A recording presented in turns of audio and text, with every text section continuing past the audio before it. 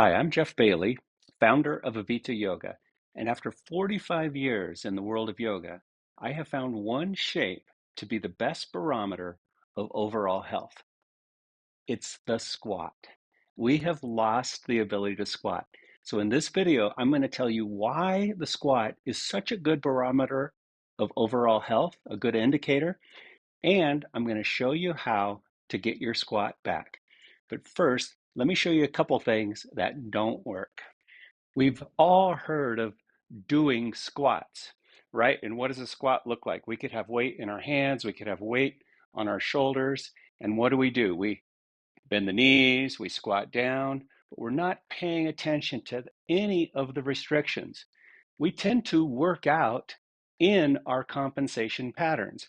So if there's a knee restriction, or if there's a restriction in the low back, especially when I add some weight, then I'm going to do all the compensations to avoid the restriction and avoid the pain in order to accomplish the squat, with the idea that strengthening is going to be the key to my health. Strengthening is not the key to health. That's number one. So just imagine a bunch, maybe some amount of weight. You could be holding some dumbbells, lowering down, up, there's my limit. I'll push back up. I lower down, there's my limit, and I push back up. We work out in the compensation pattern. That's why the workout and a strength and stretch program isn't enough to get the squat back and to get full function of all your joints. Okay, so the squat addresses the knee, the ankle, the hip, and the lower back. That's why it's such a good indicator. Wouldn't it be nice to have all those joints and regions of the body working to their fullest ability for the rest of your life? That's what this yoga is all about. Strengthening and stretching the muscles misses the point. So the first thing I'm going to show you, we're going to start from the bottom up. You have to have ankle mobility. So as I lower down into the squat, what's happening? My ankles have to fully dorsiflex. They have to flex. My knees have to fully flex or bend. My hips have to fully flex, okay? And the lower back has to flex. So in order to really drop into the squat, I need full flexion of the ankle, the knee, the hip, and the lower back. All right, so that's what this is going to be all about. Now, if you want to have something to blame, if there's anything to blame why we lost the squat, we could blame chairs, cars, seats in general, and maybe one of the one of the most convenient things we have is called the toilet. See, there's nothing more natural about relieving ourselves than a squat. And so every time we go to the toilet, we're limiting the ability to flex on the knee and the hip. So we don't need to get rid of any of those things. We can do all the things, movements and shapes that I'm going to show you now to get the squat back. We're going to start from the feet up. To work on the feet, we need to have a look at them. So I'm going to encourage you to carve out a little space to have your legs up on the wall. How we get up on the wall is you scoot in close to the wall. My right hip is almost touching the wall. I roll back, put my legs up at the same time.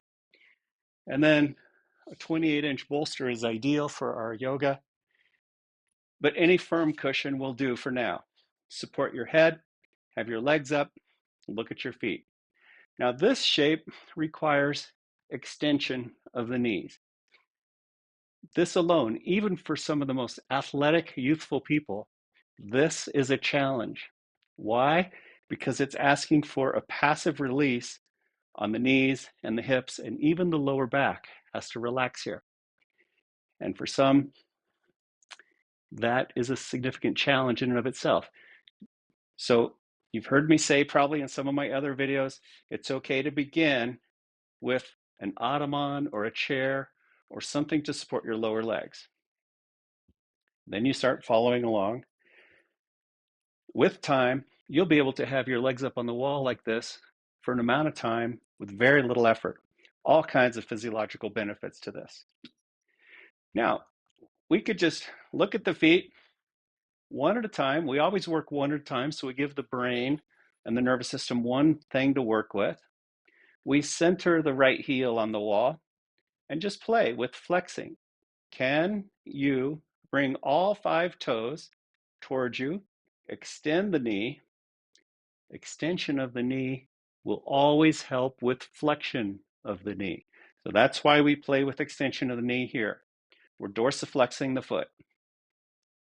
Okay, you could have a little bit of this action on both feet just to feel where the restriction is, where the release tends to happen.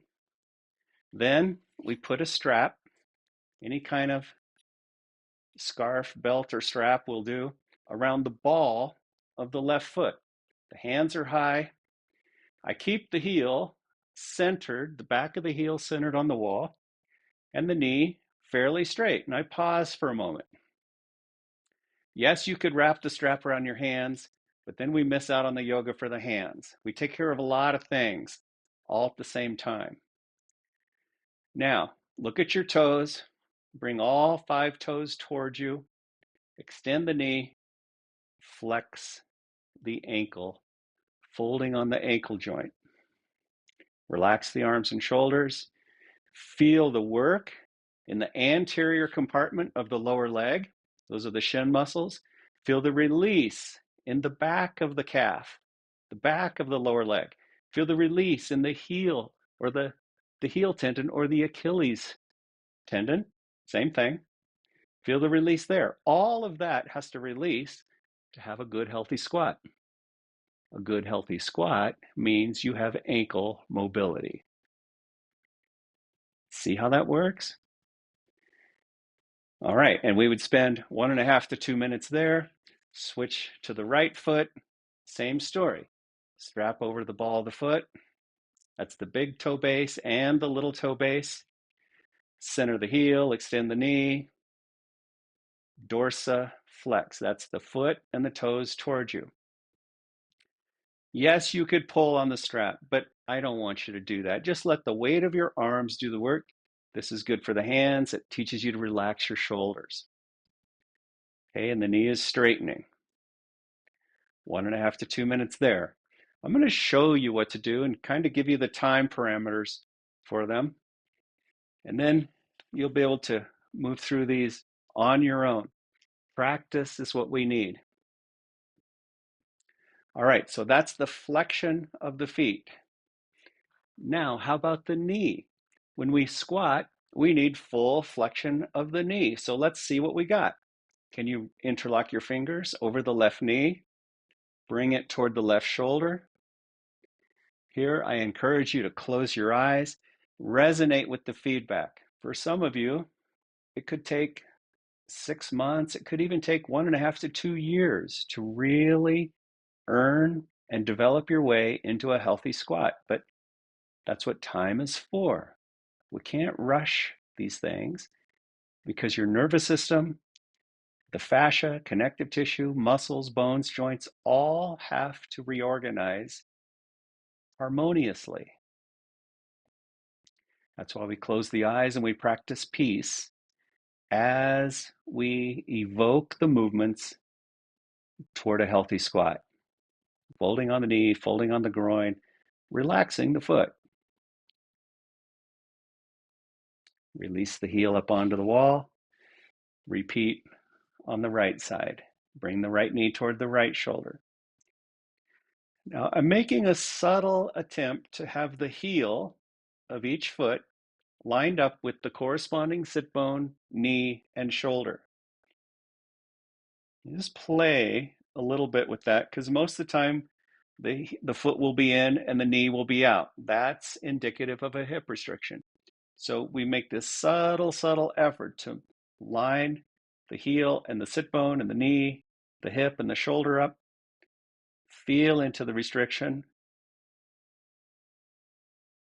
Don't evaluate, don't judge it. Don't worry about it. Just spend time, and your body will dissolve the restrictions once you hold them to the light of your awareness. You have all the physiology within you to make these changes.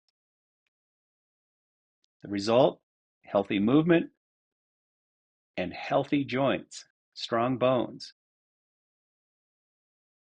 Okay, we would be here 1.5, 2, maybe even 3 minutes. You can go longer as long as the sensation is soothing.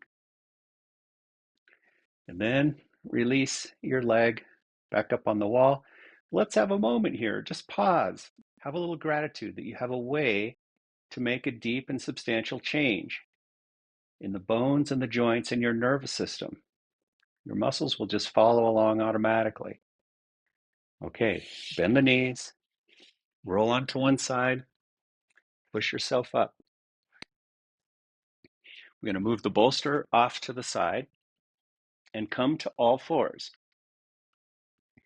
All fours with the knees, the hips, the feet, the heels, all lined up.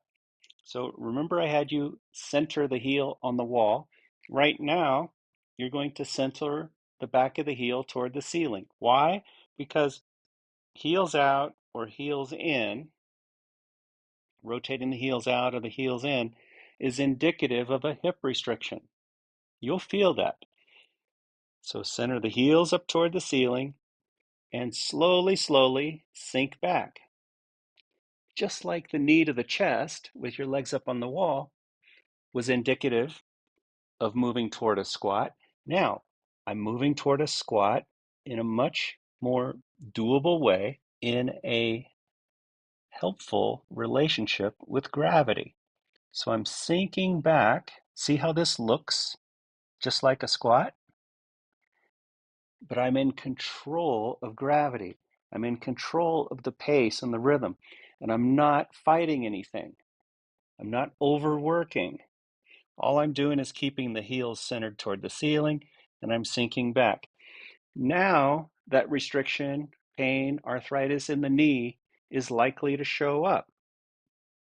Now is the time to work with it. Healing sensation,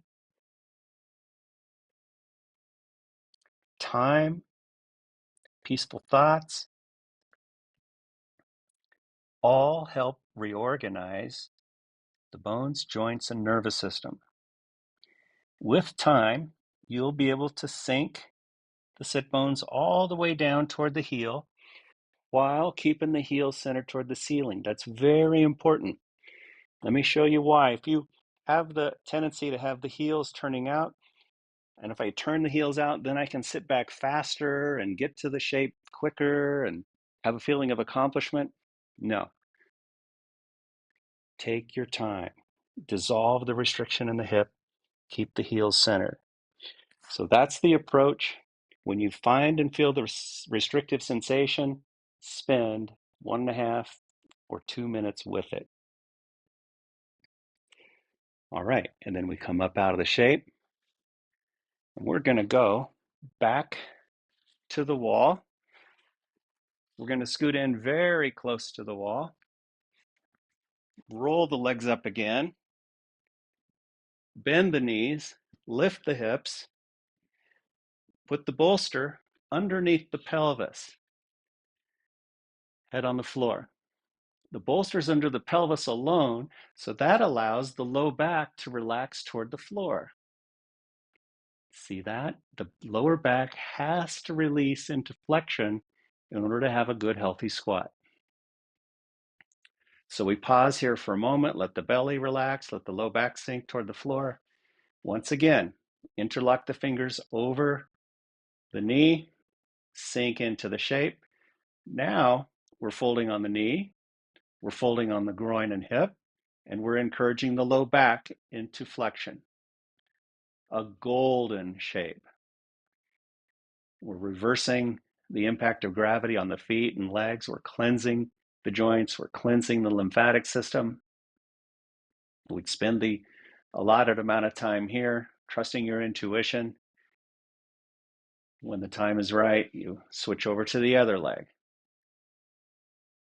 Almost always one body part at a time.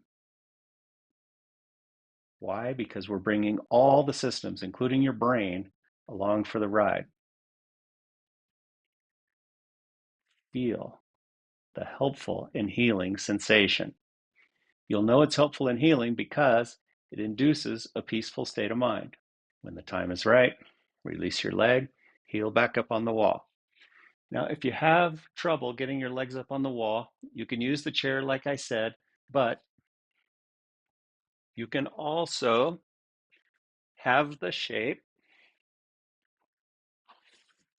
knees bent, feet on the floor. In fact, you might just change it up a little bit. Lift the hips, elevate the pelvis, let the low back release, one knee at a time to the chest. See, same exact movement.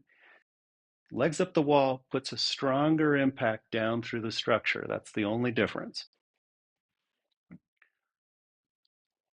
Okay, can you see the shapes that we're doing and how they all move you toward a healthy squat? I'm going to show you one more shape that will help move you toward the healthy squat. It's called Sukhasana, oftentimes called the easy pose.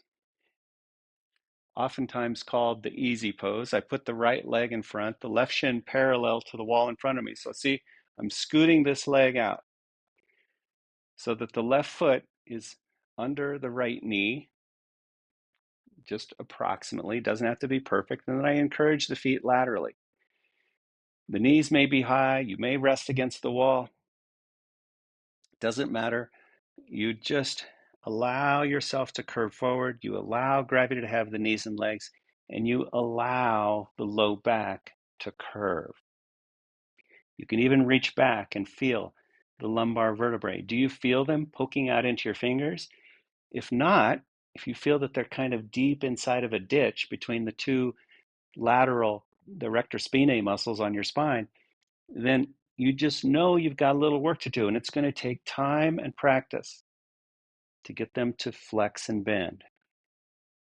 And so we curve forward, we let the head relax, we let the shoulders relax, we spend the amount of time in the shape, whatever it looks like.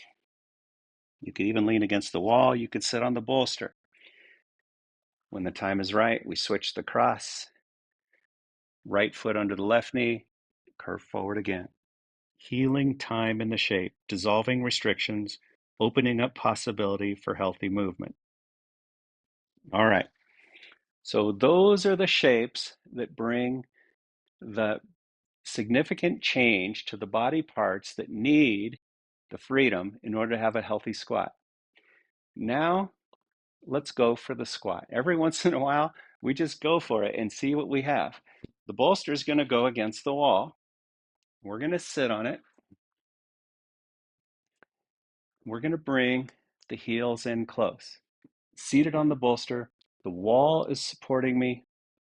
My knees are bent, my feet are on the floor. I have some elevation, which makes the squat a little more doable. And then I just test. Bring the heels in a little bit. Do they come in? Okay, there's my limit. So be it.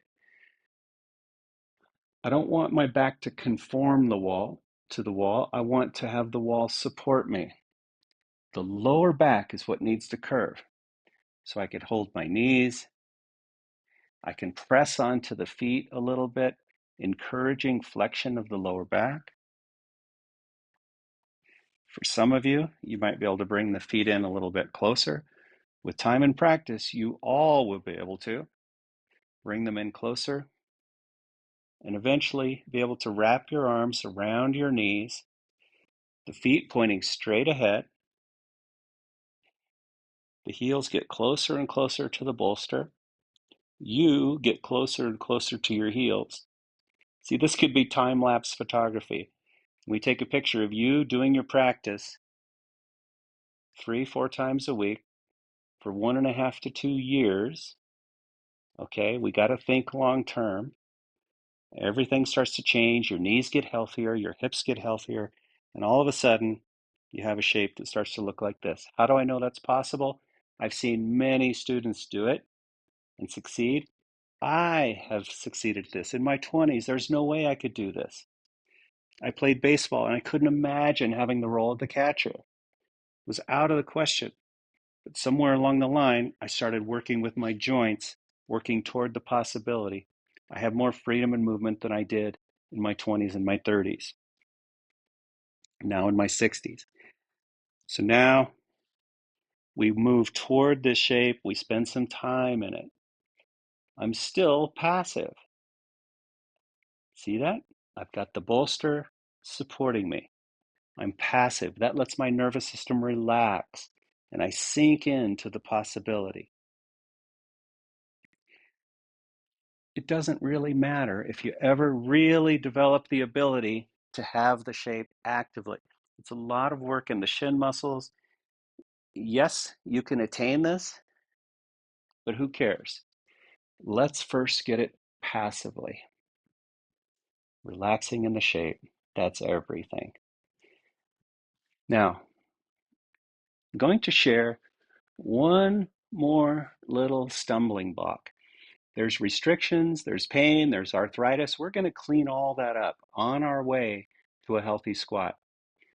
There's one more big limitation to the squat, and that is belly fat. Belly fat, or even super rock hard abdominal muscles. Both of those will impede the flexion of the lumbar spine. So the good news is you don't have to go for abs of steel. That will potentially have a limit on your movement and your ability to have a healthy squat. Belly fat or pregnancy, it just gets in the way. There's lots of reasons to reduce the belly fat, but I think one of the most important is to regain the ability of a healthy squat. Don't let anything stop you from working toward this beautiful, helpful shape. Watch your thoughts, watch the judgments, watch the feelings of I should or I'm not capable or any kind of feelings of guilt come up. Watch that and hold it to the light. Keep practicing. Maybe this will help motivate some other simple little changes to help you get your squat back. Okay, I hope you found this helpful. I'm here to cheer you on. I've worked with hundreds, if not thousands of people in the Avita practice to regain mobility and deep, deep health.